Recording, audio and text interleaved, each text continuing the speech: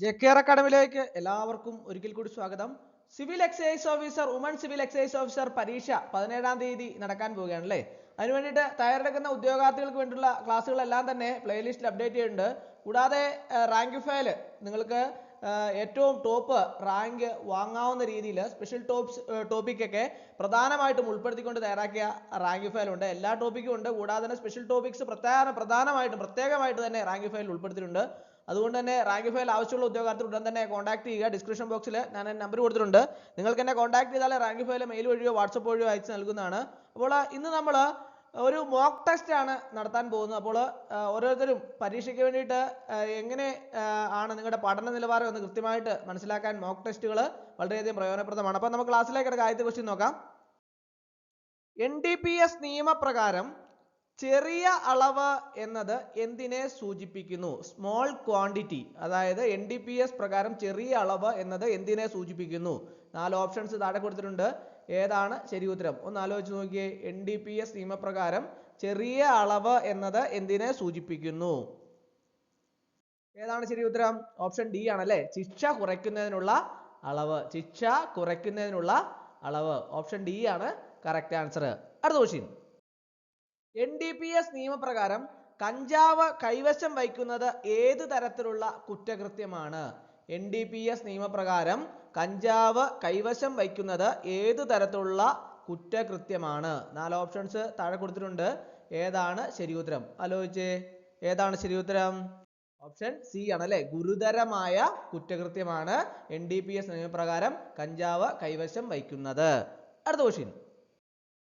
NDPS നിയമപ്രകാരം വാണിജ്യപരമായ അളവ് കൊമേഴ്ഷ്യൽ ക്വാണ്ടിറ്റി കൈവശം വയ്ക്കുന്നത് ഏത് തരത്തിലുള്ള ശിക്ഷയ്ക്ക് കാരണമാകും?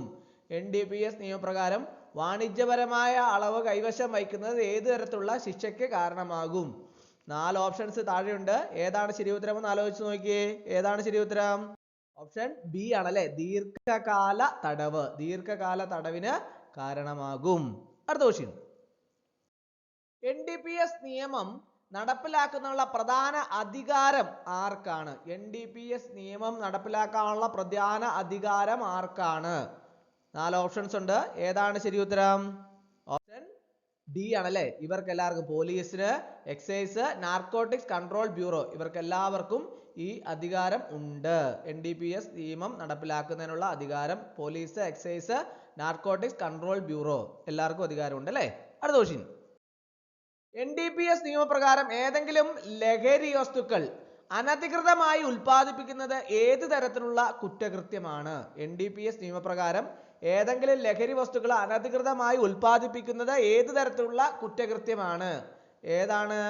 4 ഓപ്ഷൻസ് ഉണ്ട്. ഏതാണ് ശരി ഉത്തരം? കണ്ടുപിടിച്ചോ. ഏതാണ്? ഓപ്ഷൻ ബി ആണല്ലേ. ഗുരുതരമായ കുറ്റകൃത്യമാണ്. NDPS നിയമപ്രകാരം ഏതെങ്കിലും ലഹരി വസ്തുക്കൾ അനധികൃതമായി ഉൽപ്പാദിപ്പിക്കുന്നത് ഗുരുതരമായ കുറ്റകൃത്യമാണ്. അടുത്ത ക്വസ്റ്റ്യൻ. NDPS നിയമപ്രകാരം ഏതെങ്കിലും ലഹരി വസ്തുക്കൾ അനധികൃതമായി കടത്തുന്നത് ഏത് തരത്തിലുള്ള ശിക്ഷയ്ക്ക് കാരണമാകും? NDPS നിയമപ്രകാരം ഏതെങ്കിലും ലഹരി വസ്തുക്കൾ അനധികൃതമായി കടത്തുന്നത് ഏത് തരത്തിലുള്ള ശിക്ഷയ്ക്ക് കാരണമാകും? 4 ഓപ്ഷൻസ് ഉണ്ട്. ഏതാണ് ശരി ഉത്തരം? കണ്ടുപിടിച്ചോ. ഏതാണ്? ഓപ്ഷൻ ബി ആണല്ലേ. ദീർഘകാല തടവിന് കാരണമാകും. അടുത്ത ക്വസ്റ്റ്യൻ. NDPS നിയമപ്രകാരം ലഹരി വസ്തുക്കൾ ഉപയോഗിക്കുന്നവരെ പുനരധിവസിപ്പിക്കാനുള്ള സംവിധാനങ്ങൾ ആര് നൽകുന്നു? NDPS നിയമപ്രകാരം ലഹരി വസ്തുക്കൾ ഉപയോഗിക്കുന്നവരെ പുനരധിവസിപ്പിക്കാനുള്ള സംവിധാനങ്ങൾ ആര് നൽകുന്നു? 4 ഓപ്ഷൻസ് ഉണ്ട്. ഏതാണ് ശരി ഉത്തരം? ഓപ്ഷൻ ഡി ആണല്ലേ. അതായത് സർക്കാർ, NGO-കള്, ആരോഗ്യവകുപ്പ്, ഇവരെല്ലാവരും നൽകുന്നു. അതാണ് NDPS നിയമപ്രകാരം ലഹരി വസ്തുക്കൾ ഉപയോഗിക്കുന്നവരെ പുനരധിവസിപ്പിക്കാനുള്ള സംവിധാനങ്ങൾ സർക്കാരും NGO-കളും ആരോഗ്യവകുപ്പും എല്ലാം നൽകുന്നു. അടുത്ത ക്വസ്റ്റ്യൻ. NDPS നിയമപ്രകാരം ലഹരി വസ്തുക്കൾ ഉപയോഗിക്കുന്നവരെ ചികിത്സിക്കാൻ ആർക്കാണ് അധികാരം? NDPS നിയമപ്രകാരം ലഹരി വസ്തുക്കൾ ഉപയോഗിക്കുന്നവരെ ചികിത്സിക്കാൻ ആർക്കാണ് അധികാരം? 4 ഓപ്ഷൻസ് ഉണ്ട്. ഏതാണ് ശരി ഉത്തരം? ഓപ്ഷൻ ഡി ആണല്ലേ. ഡോക്ടർമാര്, സൈക്കോളജിസ്റ്റുകള്, പുനരധിവാസ കേന്ദ്രങ്ങൾ, ഇവർക്ക് എല്ലാവർക്കും അധികാരം ഉണ്ട്. അടുത്ത ക്വസ്റ്റ്യൻ. NDPS നിയമപ്രകാരം ലഹരി വസ്തുക്കൾ ഉപയോഗിക്കുന്നവരെ കുറിച്ചുള്ള വിവരങ്ങൾ ആർക്കാണ് നൽകാൻ കഴിയുന്നത്? NDPS നിയമപ്രകാരം ലഹരി വസ്തുക്കൾ ഉപയോഗിക്കുന്നവരെ കുറിച്ചുള്ള വിവരങ്ങൾ ആർക്കാണ് നൽകാൻ കഴിയുന്നത്? 4 ഓപ്ഷൻസ് ഉണ്ട്. ഏതാണ് ശരി ഉത്തരം? ഓപ്ഷൻ ഡി ആണല്ലേ.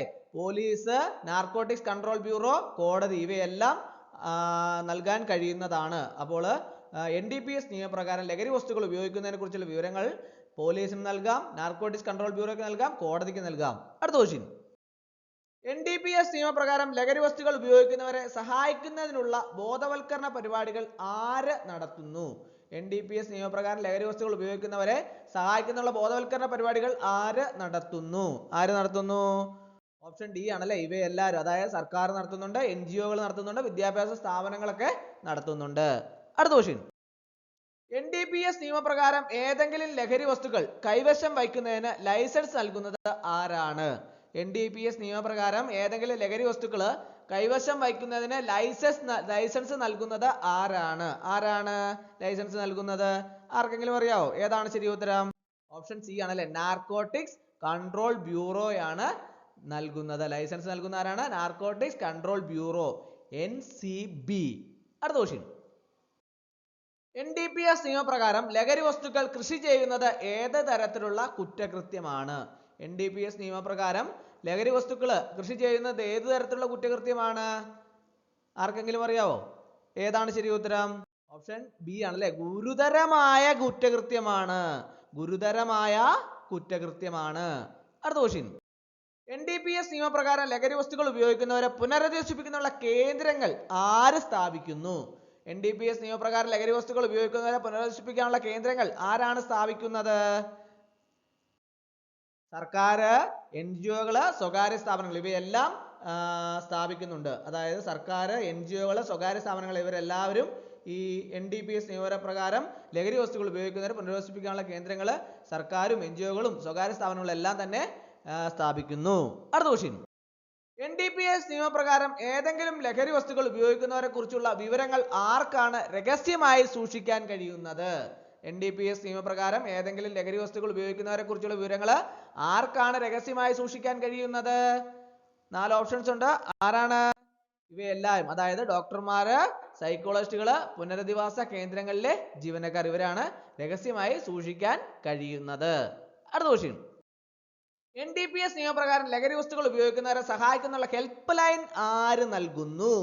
NDPS നിയമപ്രകാരം ലഹരി വസ്തുക്കൾ ഉപയോഗിക്കുന്നവരെ സഹായിക്കുന്ന ഹെൽപ്പ് ലൈൻ ആരാണ് നൽകുന്നത്? സർക്കാരുകൾ നൽകുന്നുണ്ട്, NGO-കൾ നൽകുന്നുണ്ട്, സ്വകാര്യ സ്ഥാപനങ്ങൾ നൽകുന്നുണ്ട്, ഇവയെല്ലാം നൽകുന്നുണ്ട്. അടുത്ത ക്വസ്റ്റ്യൻ. 1077 ഒന്നാം അബ്കാരി നിയമം എന്തിനെ കുറിച്ചാണ് പ്രധാനമായും പ്രതിപാദിക്കുന്നത്? 1077 ഒന്നാം അബ്കാരി നിയമം എന്തിനെ കുറിച്ചാണ് പ്രധാനമായും പ്രതിപാദിക്കുന്നത്? ആർക്കാണ് അറിയാവുന്നത്? 1077 ഒന്നാം അബ്കാരി നിയമം എന്തിനെ കുറിച്ചാണ് പ്രധാനമായും പ്രതിപാദിക്കുന്നത്? എന്താണ്? മദ്യത്തിന്റെ ഉൽപാദനം, വിതരണം, സംഭരണം. അപ്പോൾ 1077 ഒന്നാം അബ്കാരി നിയമം മദ്യത്തിന്റെ ഉൽപാദനം, വിതരണം, സംഭരണം എന്നിവയെ കുറിച്ചാണ് പ്രധാനമായും പ്രതിപാദിക്കുന്നത്. അടുത്ത ക്വസ്റ്റ്യൻ. 1077 ഒന്നാം അബ്കാരി നിയമം ഏത് വർഷമാണ് നിലവിൽ വന്നത്? 1077 ഒന്നാം അബ്കാരി നിയമം ഏത് വർഷമാണ് നിലവിൽ വന്നത്? ആർക്കെങ്കിലും അറിയോ? ഏത് വർഷമാണ്? 1902 നിലവിൽ വന്നത്. അടുത്ത ക്വസ്റ്റ്യൻ. കേരളത്തിൽ അബ്കാരി നിയമം നടപ്പിലാക്കുന്നത് ഏത് വകുപ്പാണ്? കേരളത്തിൽ അബ്കാരി നിയമം നടപ്പിലാക്കുന്നത് ഏത് വകുപ്പാണ്? ആർക്കൊക്കെ അറിയാം കേരളത്തിൽ അബ്കാരി നിയമം നടപ്പിലാക്കുന്ന ഏത് വകുപ്പാണ് എന്ന്? എക്സൈസ് വകുപ്പാണ് അല്ലേ. കേരളത്തിൽ അബ്കാരി നിയമം നടപ്പിലാക്കുന്നത് എക്സൈസ് വകുപ്പാണ്. അടുത്ത ക്വസ്റ്റ്യൻ. 1077 ഒന്നാം അബ്കാരി നിയമപ്രകാരം മദ്യത്തിന്റെ അനധികൃത വിൽപ്പനയും കടത്തും തടയുന്നതിനുള്ള ഉത്തരവാദിത്വം ആർക്കാണ്? 1077 ഒന്നാം അബ്കാരി നിയമപ്രകാരം മദ്യത്തിന്റെ അനധികൃത വിൽപ്പനയും കടത്തും തടയുന്നതിനുള്ള ഉത്തരവാദിത്വം ആർക്കാണ്? 4 ഓപ്ഷൻസ് ഉണ്ട്. ഏതാണ് ശരി ഉത്തരം? പോലീസ്, എക്സൈസ്, കോടതി ഇവയെല്ലാം ഉത്തരവാദിത്വം ഉള്ളവരാണ്. 1077 ഒന്നാം അബ്കാരി നിയമപ്രകാരം മദ്യത്തിന്റെ അനധികൃത വിൽപ്പനയും കടത്തും തടയുന്നതിനുള്ള ഉത്തരവാദിത്വം പോലീസിനുണ്ട്, എക്സൈസിനുണ്ട്, കോടതിക്കുണ്ട്. അടുത്ത ക്വസ്റ്റ്യൻ. കേരളത്തിലെ മദ്യം വിൽക്കുന്നതിനുള്ള ലൈസൻസ് നൽകുന്നത് ആരാണ്? കേരളത്തില് മദ്യം വിൽക്കുന്നതിനുള്ള ലൈസൻസ് നൽകുന്നത് ആരാണ്?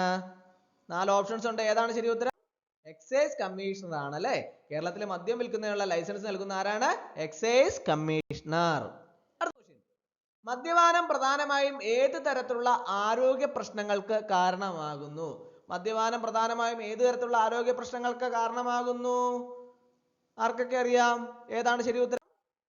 ശ്വാസകോശ രോഗങ്ങൾ ഉണ്ടാക്കുന്നു, കരൾ രോഗങ്ങൾ ഉണ്ടാക്കുന്നു, ഹൃദയ സംബന്ധമായ രോഗങ്ങൾ ഉണ്ടാക്കുന്നു. ഇവയെല്ലാം കാരണമാകുന്നവയാണ് അല്ലെ? മദ്യപാനം പ്രധാനമായും ശ്വാസകോശ രോഗങ്ങള്, കരൾ രോഗങ്ങള്, ഹൃദയ സംബന്ധമായ രോഗങ്ങൾക്കൊക്കെ കാരണമാകുന്നു. അപ്പോൾ ഇവയെല്ലാം ശരിയാണ്. അടുത്ത ക്വസ്റ്റ്യൻ. മദ്യപാനം ഏത് തരത്തിലുള്ള സാമൂഹിക പ്രശ്നങ്ങൾക്ക് കാരണമാകുന്നു? മദ്യപാനം ഏത് തരത്തിലുള്ള സാമൂഹിക പ്രശ്നങ്ങൾക്കാണ് കാരണമാകുന്നത്? ഗാർഹിക പീഡനത്തിന് കാരണമാകുന്നു, സാമ്പത്തിക പ്രശ്നങ്ങൾക്ക് കാരണമാകുന്നു, അപകടങ്ങൾക്ക് കാരണമാകുന്നു. അപ്പോൾ മദ്യപാനം ഗാർഹിക പീഡനം, സാമ്പത്തിക പ്രശ്നങ്ങൾ, അപകടങ്ങൾ ഇവയ്ക്കെല്ലാം കാരണമാകുന്നു. അടുത്ത ക്വസ്റ്റ്യൻ. മദ്യപാനത്തിനെതിരായ പ്രചരണങ്ങളിൽ പ്രധാനമായും ഊന്നൽ നൽകുന്നത് എന്തിനാണ്? മദ്യപാനത്തിനെതിരായ പ്രചരണങ്ങളിൽ പ്രധാനമായും ഊന്നൽ നൽകുന്നത് എന്തിനാണ്? ആർക്കൊക്കെ അറിയാം അത്? എന്തിനാണ്? മദ്യത്തിന്റെ വില വർദ്ധിപ്പിക്കുക, മദ്യത്തിന്റെ ലഭ്യത കുറയ്ക്കുക, മദ്യപാനത്തിന്റെ ദോഷവശങ്ങളെ കുറിച്ച് ബോധവൽക്കരണം നൽകുക. അപ്പോൾ മദ്യപാനത്തിനെതിരായ പ്രചാരണങ്ങളിൽ പ്രധാനമായി ഊന്നൽ നൽകുന്നത് മദ്യത്തിന്റെ വില വർദ്ധിപ്പിക്കുക, മദ്യത്തിന്റെ ലഭ്യത കുറയ്ക്കുക, മദ്യപാനത്തിന്റെ ദോഷവശങ്ങളെ കുറിച്ച് ബോധവൽക്കരണം നൽകുക. ഇവയെല്ലാം ശരിയാണ്. അടുത്ത ക്വസ്റ്റ്യൻ. മദ്യപാനത്തിനെതിരായ പ്രചരണങ്ങളിൽ ആരുടെ പങ്ക് പ്രധാനമാണ്? മദ്യപാനത്തിനെതിരായ പ്രചരണങ്ങളിൽ ആരുടെ പങ്ക് പ്രധാനമാണ്? സർക്കാരിന്റെ പങ്ക് പ്രധാനമാണ്, ആരോഗ്യ പ്രവർത്തകരുടെ പങ്ക് പ്രധാനമാണ്, സാമൂഹ്യ പ്രവർത്തകരുടെ പങ്ക് പ്രധാനമാണ്. അപ്പോൾ ഇവയെല്ലാം ശരിയായിട്ടുള്ള ഉത്തരമാണ്. അടുത്ത ക്വസ്റ്റ്യൻ. മദ്യപാനത്തിനെതിരായ പ്രചരണങ്ങളിൽ ഏത് തരത്തിലുള്ള മാധ്യമങ്ങളാണ് ഉപയോഗിക്കുന്നത്? മദ്യപാനത്തിനെതിരായ പ്രചരണങ്ങളിൽ ഏത് തരത്തിലുള്ള മാധ്യമങ്ങളാണ് ഉപയോഗിക്കുന്നത്? ഒന്ന് ആലോചിച്ച് നോക്കി. ഏതാണ് ശരി ഉത്തരം? പോസ്റ്ററുകൾ ഉപയോഗിക്കുന്നു, ലഘുലേഖകൾ ഉപയോഗിക്കുന്നു, സാമൂഹ്യ മാധ്യമങ്ങൾ ഉപയോഗിക്കുന്നു. അപ്പോൾ മദ്യപാനത്തിനെതിരായ പ്രചരണങ്ങളിൽ പോസ്റ്ററുകൾ ഉപയോഗിക്കുന്നു, ലഘുലേഖകൾ ഉപയോഗിക്കുന്നു, സാമൂഹ്യ മാധ്യമങ്ങൾ ഉപയോഗിക്കുന്നു. അപ്പോൾ ഇവയെല്ലാം ശരി ഉത്തരമാണ്. അടുത്ത ക്വസ്റ്റ്യൻ. COTPA നിയമം ഏത് വർഷമാണ് നിലവിൽ വന്നത്? COTPA നിയമം ഏത് വർഷമാണ് നിലവിൽ വന്നത്? ഒന്ന് ആലോചിച്ച് നോക്കിയേ. ഏതാണ് ശരി ഉത്തരം? 2003 അല്ലേ? COTPA നിയമം നിലവിൽ വന്നത് 2003. അടുത്ത ക്വസ്റ്റ്യൻ. COTPA നിയമം എന്തിനെ കുറിച്ചാണ് പ്രധാനമായും പ്രതിപാദിക്കുന്നത്? COTPA നിയമം എന്തിനെ കുറിച്ചാണ് പ്രധാനമായും പ്രതിപാദിക്കുന്നത്? ആർക്കൊക്കെ അറിയാം? ഏതാണ് ശരി ഉത്തരം? ഓപ്ഷൻ ബി ആണ് അല്ലെ? പുകയില ഉൽപ്പന്നങ്ങളുടെ പരസ്യം, വ്യാപാരം, ഉൽപാദനം, വിതരണം എന്നിവയുടെ നിയന്ത്രണത്തെ കുറിച്ചാണ് പ്രധാനമായും പ്രതിപാദിക്കുന്നത്. COTPA നിയമം പ്രധാനമായും പ്രതിപാദിക്കുന്നത് എന്തിനെ കുറിച്ചാണ്? പുകയില ഉൽപ്പന്നങ്ങളുടെ പരസ്യം, വ്യാപാരം, ഉൽപാദനം, വിതരണം എന്നിവയുടെ നിയന്ത്രണത്തെ കുറിച്ചാണ് പ്രധാനമായും പ്രതിപാദിക്കുന്നത്. ഓപ്ഷൻ ബി ആണ് കറക്റ്റ് ആൻസർ. അടുത്ത ക്വസ്റ്റ്യൻ. COTPA നിയമപ്രകാരം പൊതുസ്ഥലങ്ങളിൽ പുകവലിക്കുന്നത് ഏത് തരത്തിലുള്ള കുറ്റമാണ്? COTPA നിയമപ്രകാരം പൊതുസ്ഥലങ്ങളിൽ പുകവലിക്കുന്ന ഏത് തരത്തിലുള്ള കുറ്റമാണ്? ആർക്കൊക്കെ അറിയാം? ഏതാണ്? ചെറിയ പിഴ മാത്രമാണ് അല്ലെ? COTPA നിയമപ്രകാരം പൊതുസ്ഥലങ്ങളിൽ പുകവലിക്കുന്നത് ചെറിയ പിഴ മാത്രം നൽകുന്ന കുറ്റമാണ്. അടുത്ത ക്വസ്റ്റ്യൻ. COTPA നിയമപ്രകാരം പുകയില ഉൽപ്പന്നങ്ങളുടെ പാക്കറ്റുകളിൽ ഏത് തരത്തിലുള്ള മുന്നറിയിപ്പാണ് നിർബന്ധമാക്കിയത്? COTPA നിയമപ്രകാരം പുകയില ഉൽപ്പന്നങ്ങളുടെ പാക്കറ്റുകളിൽ ഏത് തരത്തിലുള്ള മുന്നറിയിപ്പാണ് നിർബന്ധമാക്കിയത്? 4 ഓപ്ഷൻസ് ഉണ്ട്. ഏതാണ് ശരി ഉത്തരം? ചിത്രങ്ങളോട് കൂടിയ ആരോഗ്യപരമായ മുന്നറിയിപ്പാണ് നിർബന്ധമാക്കിയത്. അടുത്ത ക്വസ്റ്റ്യൻ. COTPA നിയമപ്രകാരം വിദ്യാഭ്യാസ സ്ഥാപനങ്ങളുടെ എത്ര ദൂരപരിധിയിൽ പുകയില ഉൽപ്പന്നങ്ങൾ വിൽക്കാൻ പാടില്ല? COTPA നിയമപ്രകാരം വിദ്യാഭ്യാസ സ്ഥാപനങ്ങളുടെ എത്ര ദൂരപരിധിയിൽ പുകയില ഉൽപ്പന്നങ്ങൾ വിൽക്കാൻ പാടില്ല? ഏതാണ് ശരി ഉത്തരം? ഏതാണ്? 100 മീറ്റർ ദൂരപരിധിയിൽ പുകയില ഉൽപ്പന്നങ്ങൾ വിൽക്കാൻ പാടില്ല. അടുത്ത ക്വസ്റ്റ്യൻ. COTPA നിയമം നടപ്പിലാക്കാനുള്ള പ്രധാന ഉത്തരവാദിത്തം ആർക്കാണ്? COTPA നിയമം നടപ്പിലാക്കാനുള്ള പ്രധാന ഉത്തരവാദിത്തം ആർക്കാണ്? ഒന്ന് ആലോചിച്ച് നോക്കി. ആർക്കാണ്? കേന്ദ്ര സർക്കാരിനുണ്ട്, സംസ്ഥാന സർക്കാരിനുണ്ട്, തദ്ദേശ സ്വയംഭരണ സ്ഥാപനങ്ങൾക്കുണ്ട്. അപ്പോൾ ഇവയെല്ലാം ശരിയായ ഉത്തരമാണ്. അടുത്ത ക്വസ്റ്റ്യൻ. COTPA നിയമപ്രകാരം പുകയില ഉൽപ്പന്നങ്ങളുടെ പരസ്യം ഏത് മാധ്യമത്തിലൂടെയാണ് അനുവദനീയമല്ലാത്തത്? COTPA നിയമപ്രകാരം പുകയില ഉൽപ്പന്നങ്ങളുടെ പരസ്യം ഏത് മാധ്യമങ്ങളിലൂടെയാണ് അനുവദനീയമല്ലാത്തത്? ഒന്ന് ആലോചിച്ച് നോക്കിയേ. പത്രങ്ങള്, ടെലിവിഷൻ, റേഡിയോ എന്നിവയിലൂടെ അനുവദനീയം അല്ലാത്തത്. അപ്പോൾ ഇവയെല്ലാം ശരി ഉത്തരമാണ്. അപ്പോൾ ഇന്നത്തെ ക്ലാസ് എല്ലാവർക്കും ഇഷ്ടമായെന്ന് വിചാരിക്കുന്നു. ഒരിക്കൽ കൂടി എന്ന് പറഞ്ഞു നിർത്തട്ടെ. നന്ദി, നമസ്കാരം.